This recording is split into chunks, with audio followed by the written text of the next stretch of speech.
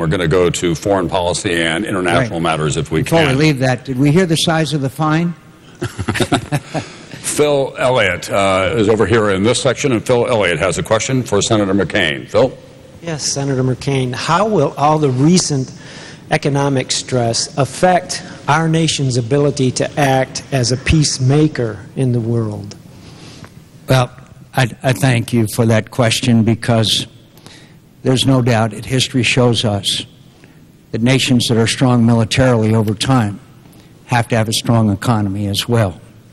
And that is one of the challenges that America faces. But having said that, America, and we'll hear a lot of criticism, I've heard a lot of criticism about America and our national security policy and all that, and much of that criticism is justified. But the fact is, America is the greatest force for good in the history of the world. My friends, we have gone to all four corners of the earth and shed American blood. So we are peacemakers, and we're peacekeepers. But the challenge is to know when the United States of America can beneficially affect the outcome of a crisis, when to go in and when not, when American military power is worth the expenditure of our most precious treasure. And that question can only be answered with someone with the knowledge and the experience and the judgment to know when our national security is not only at risk, but where the United States of America can make a difference in preventing genocide, in preventing the spread of terrorism, in doing the things that the United States has done. Not always well, but we've done because we're a nation of good. And I am convinced that my record, going back to my opposition from sending the Marines to Lebanon, to supporting our efforts in Kosovo and Bosnia and the first Gulf War, and my judgment, I think, is something that a record that I'm willing to stand on.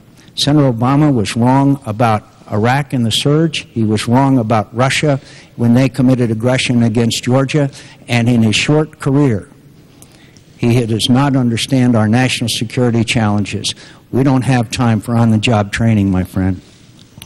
Senator Obama, the economic constraints on U.S. military action around the world. Well, you know, Senator McCain in the last debate and today again suggested that I don't understand. It's true. There are some things I don't understand. I don't understand how we ended up invading a country that had nothing to do with 9/11, while Osama bin Laden and Al-Qaeda are setting up base camps and safe havens to train terrorists to attack us. That was Senator McCain's judgment, and it was the wrong judgment. When Senator McCain was cheerleading the president to go into Iraq, he suggested it was going to be quick and easy. We'd be greeted as liberators. That was the wrong judgment, and it's been costly to us.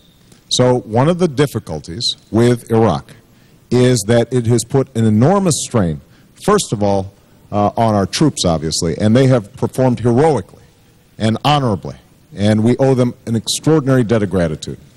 But it's also put an enormous strain on our budget. We've spent, so far, close to $700 billion, and if we continue on the path that we're on, as Senator McCain is suggesting, it's going to go well over $1 trillion. We're spending $10 billion a month in Iraq at a time when the Iraqis have a $79 billion surplus.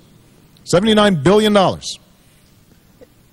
And we need that $10 billion a month here in the United States to put people back to work, to do all these wonderful things that Senator McCain suggested we should be doing, but has not yet explained how he would pay for.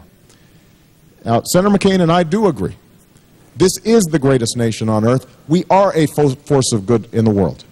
But there has never been a nation in the history of the world that saw its economy decline and maintained its military superiority. And the strains that have been placed on our alliances around the world and the respect that's been diminished over the last 8 years has constrained us in able to act on something like the genocide in Darfur, because we don't have the resources or the allies to do everything that we should be doing. That's going to change when I'm president, but we can't change it unless we fundamentally change Senator McCain's and George Bush's foreign policy. It has not worked for America. Senator Obama, let me ask you, let's see if we can establish tonight the Obama